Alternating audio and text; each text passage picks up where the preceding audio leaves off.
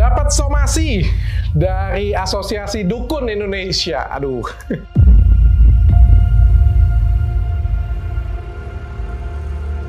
Kapan-kapan sekarang aja ini. Sekarang. Saya doain. Beda lagi tuh. Saya doain. Beda lagi tuh. Sekarang. Ente kadang-kadang. Udah, saya doain. iPhone 13. Udah, iPhone 13. Gimana? Udah. Kan ini. Ketemu misalnya kan. Ini udah. Tak mana teh. Ayo. Baca. Udah, cepat. Ayo. Ciunya lu Udah, tenang aja. Percuma kita laki-laki. Udah, tenang aja. Udah, tenang aja. Izin bentar ya. Nah, izin. Izin dulu. Taruh, nggak apa-apa. Dia ngobrol dulu sama jarumnya. Ngobrol ente Nah, kadang. siap. Ngapain dia bawa jarum nih? Enggak, dia ini dulu. Jampe dulu. Padahal masuknya pakai yang ini kan? Padahal masuknya pakai yang ini kan? Padahal masuknya pakai yang ini kan? Padahal masuknya pakai yang ini kan? Setelah mengundang Gus Samsudin, Dr. Richard Lee pun mengundang Persatuan Dukun Indonesia dengan pengacaranya Firdaus Owiwobo. Dalam acara itu kembali Dr. Richard Lee menantang para dukun ini untuk membuktikan kesaktiannya. Bahkan Dr. Richard Lee berani mengeluarkan hadiah iPhone 13 untuk dukun ini yang katanya kebal tembak untuk disuntik guys. Cuma disuntik sama jarum. Ternyata dukun ini yang katanya Habib ini nggak berani. Hal itu akhirnya mengundang tawa sinis dari Dr. Richard Lee dan bahkan pengacara dari dukun ini, Persatuan Dukun ini pun kepingin tahu juga nampaknya, sehingga dia mendorong-dorong si dukun Habib Jindan ini untuk membuktikan di depan dokter. Tesnya memang belum ada kesiapan kita untuk ngetes itu gitu. Nah, kebetulan juga Habib Jindan Al-Habsyi juga kan memang orangnya takut dengan jarum suntik dari dulu. Dengan pelor dia nggak takut, dengan peluru nggak takut, dengan apapun nggak takut, tapi dengan itu dia takut gitu.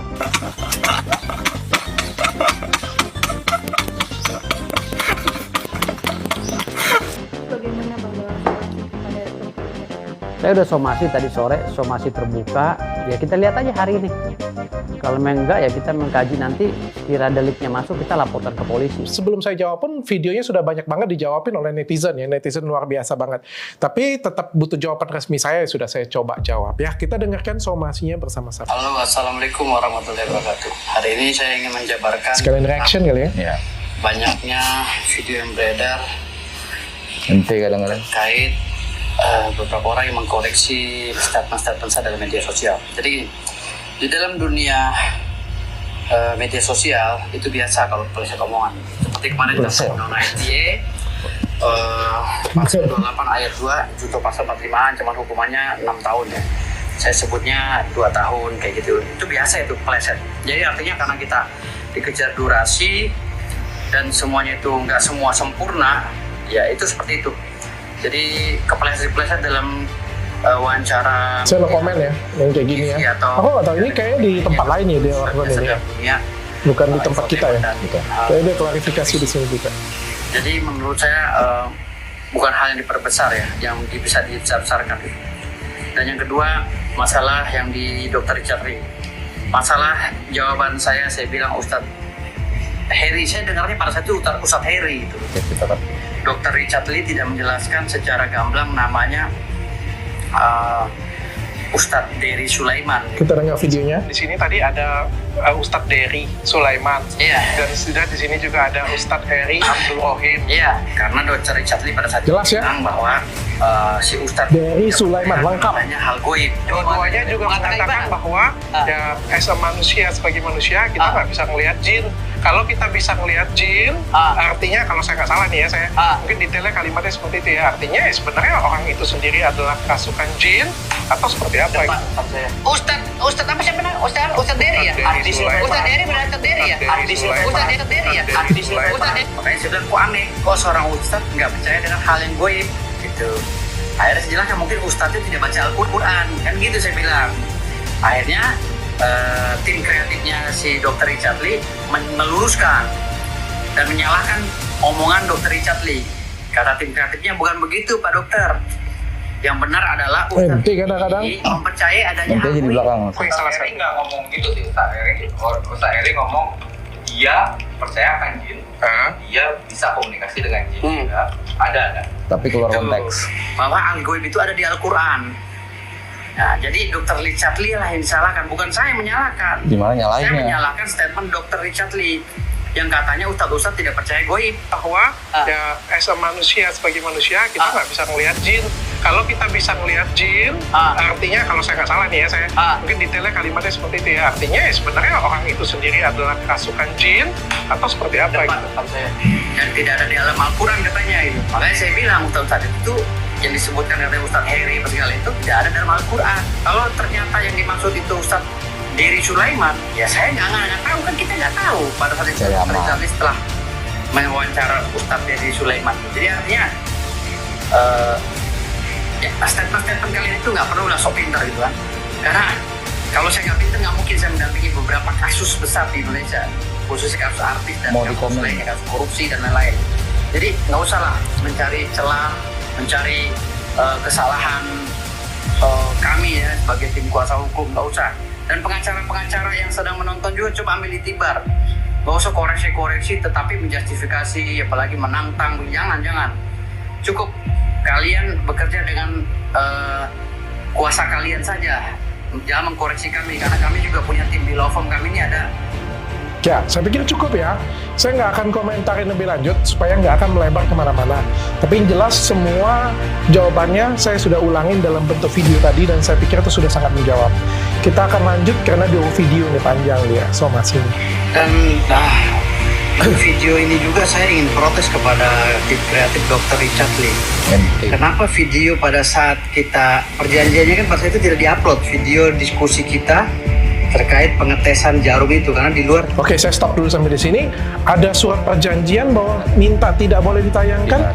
Nggak ada. Nggak ada dengan kalian? Nggak ada.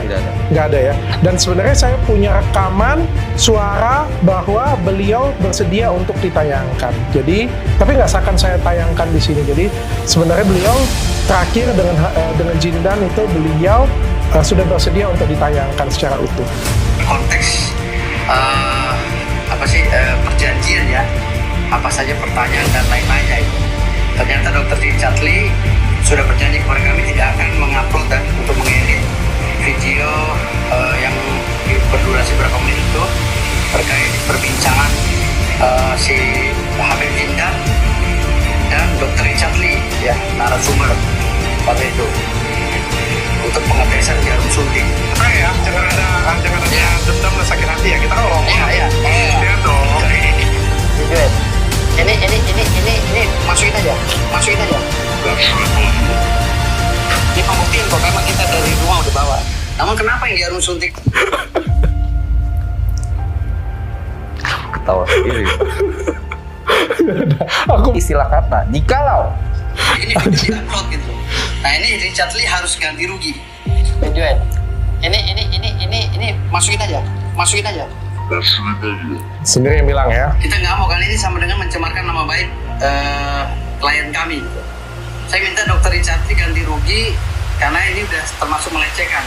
Dan ada beberapa video kami yang sebenarnya pembahasan yang substantif ya tentang. Oke, saya stop dulu ya. Minta ganti rugi. Kalau menurut saya minta ganti rugi juga. Saya nggak mengedit video tersebut ya. Sebenarnya sengaja sih. Saya itu sebenarnya mereview kembali.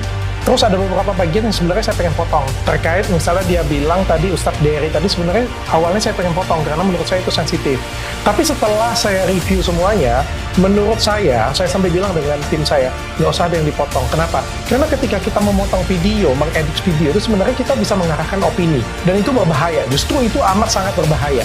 Makanya saya bilang, tayangkan utuh-utuh tanpa dipotong sedikit pun, biarkan netizen semua yang menilai dan yang menilai lah pokoknya kejadiannya bagaimana. Jadi saya nggak mau nanti mereka dihujat atau saya dihujat, tapi karena mengarahkan opini saya nggak mau. Kita pengen tetap objektif. Ya, saya pengen objektif ya. Kalau memang saya yang salah, silakan kritik saya. Cuma seperti itu aja. Jadi saya sengaja tidak akan mau potong apapun ya. Saya juga sudah konsultasi dengan banyak pihak dan akhirnya kita nggak potong.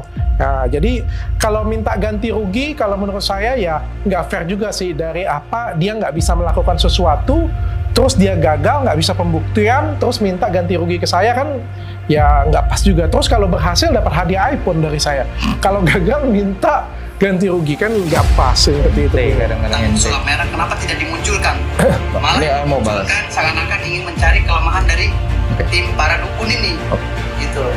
Dengan mengupload video yang memang tidak ada dalam schedule. Nah, saya mensomasi Dr. Richard Lee. Nanti saya akan kirimkan surat somasi resmi. Dr. Richard Lee kenapa dia mengeluarkan video tersebut. Terima kasih.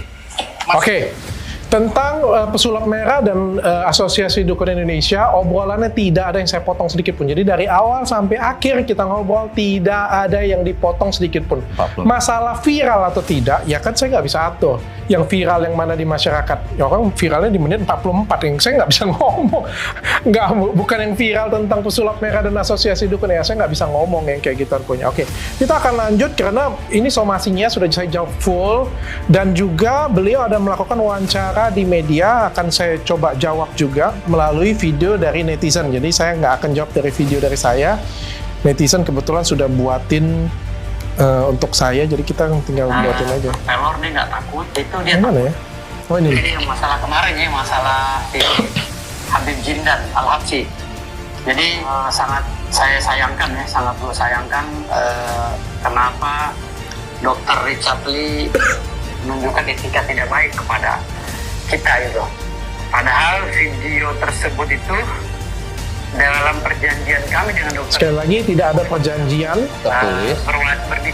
Berbicara tentang pengetesan yang memang belum ada kesiapan gitu. Dan sudah ada video, rekam video bahwa beliau menyetujui untuk ditayangkan. Dari rumah udah bawa.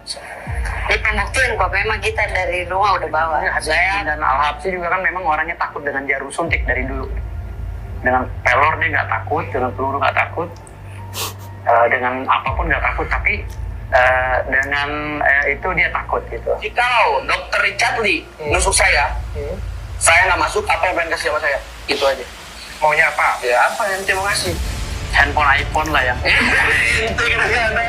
Itu mau apa ya, 13? Saya suntik pakai jarum advokat, kalau nggak masuk saya kasih iPhone. Kalau masuk? ya dia nantangin kan, dia bilang dia tuh hanya Yang nantang siapa gitu? Yang nantang siapa sih? nantangin, bukan nantangin orang Indonesia, dia hanya nantangin si pesulap merah Jikalau Marcel istilah kata Marcel Radival gitu. Saya udah somasi tadi sore, somasi terbuka, ya kita lihat aja hari ini.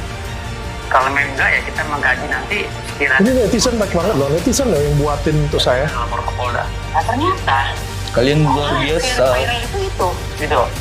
Jadi wawancara saya dengan Dr. Richard Lee tentang polemiknya klien kami ya, organisasi dukun dengan si pesulap merah, jadi nggak ditayangkan begitu signifikan gitu loh.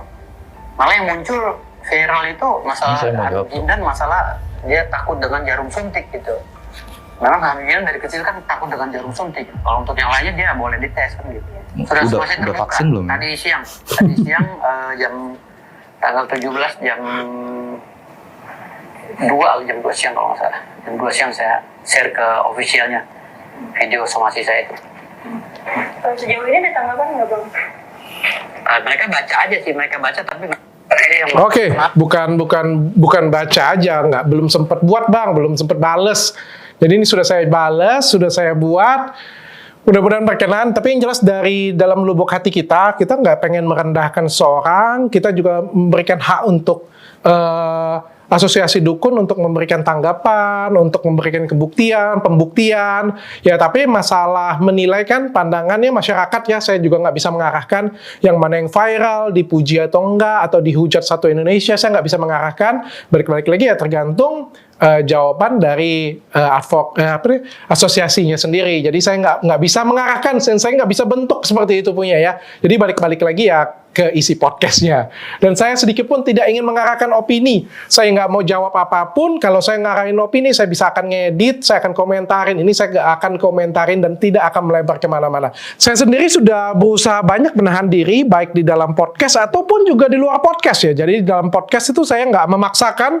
Ya kalau ingin pembuktian boleh, nggak jadi masalah. Saya juga nggak ada kalimat-kalimat yang menghina atau merendahkan. Yang mungkin pada saat itu belum mau mengerjakan, atau beliau humble untuk menahan diri, untuk belum mau mengerjakan, untuk belum mau pembuktian di sana. Begitupun juga setelah selesai podcast di media sosial saya juga, saya tidak mengarahkan opini, sehingga apa dari iklan, dari apa yang saya posting, saya tidak menyudutkan sama sekali, karena saya tidak ingin membentuk opini apapun. Jadi saya sudah berusaha menahan diri. Namun, jika saudara Jindan atau tidak berkenan dan ingin tetap melakukan pembuktian, saya menyediakan ruang sebesar-besarnya. Kemarin tadi pagi juga saya sudah minta dengan tim saya, silakan undang kembali untuk melakukan pembuktian. Mau pembuktiannya jarum boleh, mau pembuktiannya pakai pisau juga boleh, silakan saja. Tapi kalau untuk pistol memang nggak diperbolehkan ya. Secara hukum tuh memang tidak diperbolehkan tembak-menembak. Kalau diperbolehkan akan ada polisi dan akan ada hukumnya, sehingga kan nggak diperbolehkan.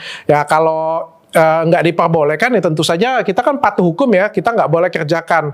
Ya kalau misalnya nantangin sesuatu hal yang tidak diperbolehkan dilakukan hukum, rasanya nggak pas ya rasanya ya. Mungkin bisa kalau kebal peluru sih harusnya bisa kebal pisau dan lain sebagainya juga ya. Oke.